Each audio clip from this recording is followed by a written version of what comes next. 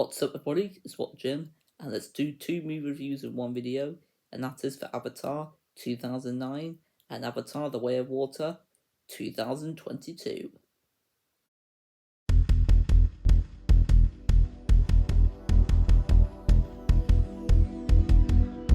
What the Jim? I saw Avatar The Way of Water in 3D, which is why I've got my 3D glasses on, but I'll go ahead and take them off right now. Here we go. Bada beam, bada boom. If you've seen both of these Avatar movies, please let me know your thoughts on them in the comment section below, as well as which one is your favourite, but no spoilers as this is a no spoiler review.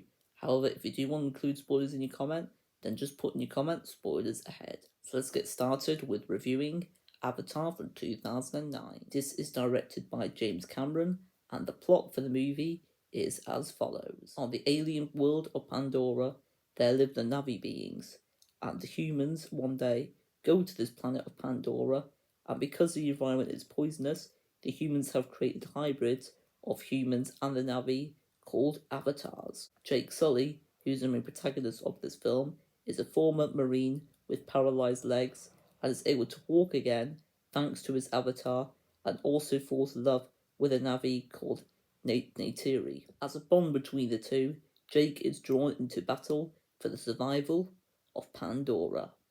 And let's talk about the good for this film. So for the good, I absolutely love the look of this film. I think the film has aged very well considering when it came out in 2009. And I also really enjoyed the story as well, even though it's not 100% original. There's been quite a few films that have had this story, but I think the way they do it is still quite unique though. And I really enjoyed the concept of the film with these avatars and with the world of Pandora. And I think the writing for the most part in this film is done very well as well. The characters are great, especially with Sam Worthington as Jake Sully and Zoe Saldana as Neytiri. They're easily the standouts for me, but there are some other really great characters as well, such as Sigourney Weaver. And I think overall the cast is chosen very, very well here. And I also enjoy the acting and performances overall, in my opinion. I don't really have many problems with them. I don't think there's any Oscar-worthy performances here, but the performances are still done very well.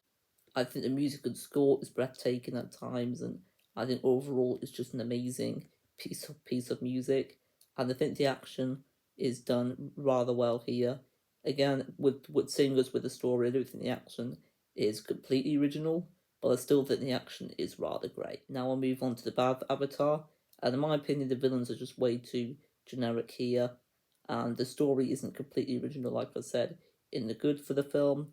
This is also very predictable at times as well, and I think the film is about 20 minutes too long, in my opinion. The film overall is just over 2.5 hours, and for the verdict, I recommend this film to people who like action and adventure movies, and for people who like James Cameron's work, and I would rate this film an 8.5 out of 10. Normally it would be an 8 out of 10, but because I absolutely love the look of this film and I think the look of it is aged very well, I'm going to give it an extra 0.5 because of that.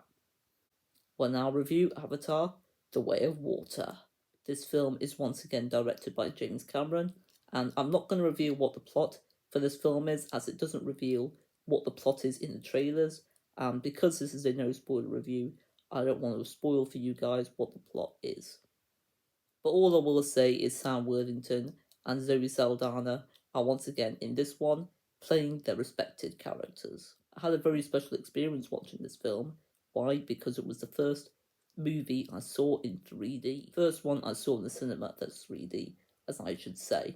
So because of that, it was definitely a very special experience for me. And I think if you've not seen a 3D movie before, I think Avatar The Way of Water is a good starting point for you. But we'll now talk about the good for this film. So I think the experience I had with this was unforgettable and really enjoyable, in my opinion.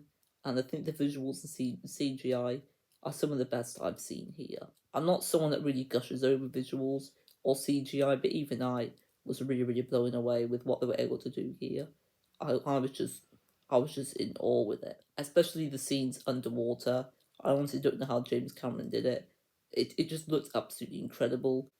The story, I think, is really enjoyable as well. I'm not really sure which Avatar movie I prefer in terms of the story. The characters, I think, are done better here, although Jake Sully and Neytiri aren't in this film as much, so not as much of a main focus. I still think the characters that are the main focus are done really, really well. For the characters, I definitely did care about most of them and have an attachment to most of them.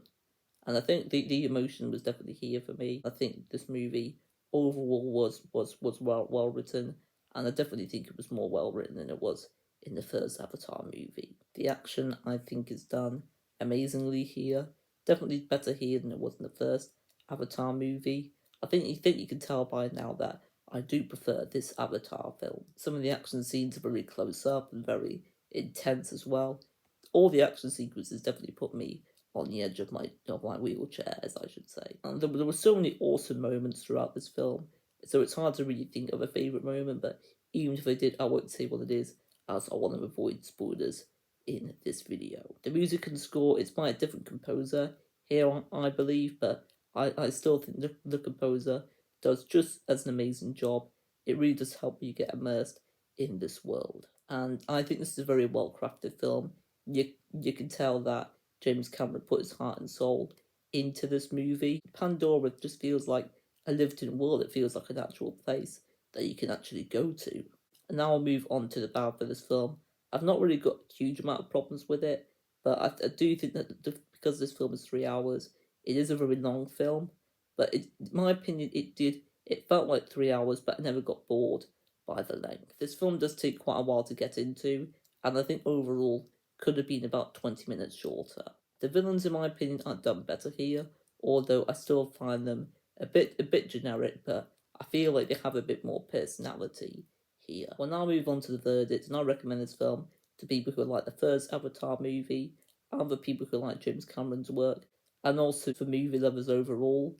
And I rate this film a 9 out of 10. It's definitely one of my favourite films of 2022, and I look forward to watching it again. And again, you can let me know your thoughts on these Avatar movies in the comment section below. Which one is your favourite as well? I would love to know that, but no spoilers, as this is a no spoiler review. I appreciate you watching, and don't forget to leave a like, subscribe, and comment. And until next time, everyone, take care, stay safe, and ciao.